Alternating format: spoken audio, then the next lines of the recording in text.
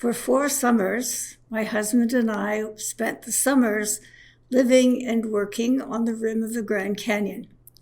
And this story comes from one of our experiences while we were there. The Hopi calendar is based on moon cycles. Drawings on the walls of cave dwellings indicate that they not only were keeping track of the phases of the moon, but were predicting eclipses and changes in the relative sizes of rising full moons, at least from the 12th century on. Important events were marked by ritual dances. Traditionally, these would ensure that the gentle little rains of spring would arrive on time to water the newly planted seeds, and the big rains of late summer, spectacular late afternoon thunderstorms, would come to swell the filling cobs of corn and water the crops of squash and beans. We had learned this from visiting cave dwellings in various parts of the Southwest, reading books in the National Parks Library, and talking with our colleagues, some of whom were members of the Hopi or Navajo nations. We knew that we were welcome to attend the dances, but they never seemed to occur on one of our days off. The college student who worked with me in the museum collection was a Hopi dancer in the village of Walpi, and his holidays from work were determined by the phases of the moon. In 1969, we were on our way from work back to our jobs at the Grand Canyon from a camping trip on the Navajo Reserve when we saw a lot of cars parked at the side of the road near the Hopi village of Oriabi. We had had a lot of trouble sleeping the night before with the sound of thunder in the distance and an exceptional amount of moonlight overhead. Of course, there would be a dance to honor the supermoon that had kept us awake. We could hear the sound of drums and chanting voices from the village, so we too parked on the road and ran into the plaza.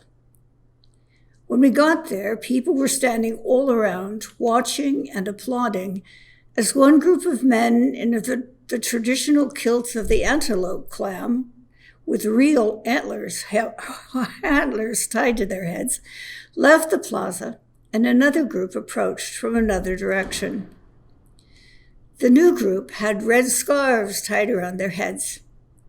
Some wore their hair in the traditional long bob, and others had theirs cut so that they would be less visible at their jobs in the cities. Some wore Navajo boots. Some were barefoot. Some wore sneakers.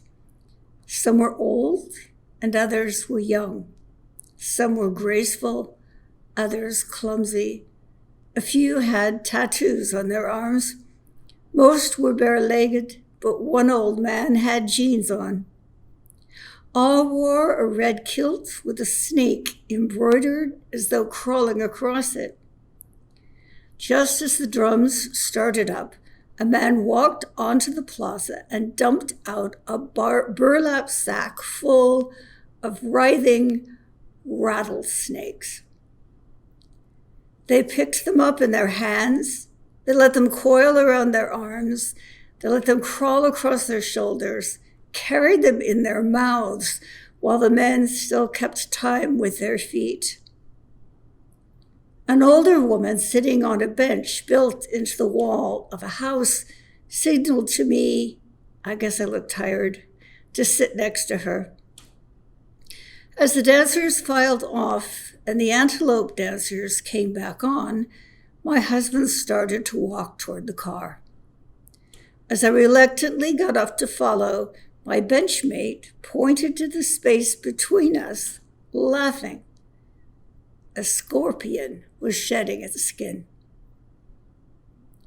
Hoping to get back before dark, we sped up Black Mesa with thunderheads chasing behind us.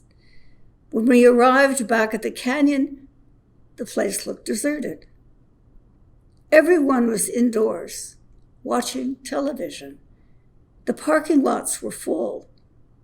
We had forgotten all about the 20th century spectacle, also in honor of the supermoon taking place that day. We rushed into a neighbor's apartment just in time to watch the men in white suits walking on the surface of the moon.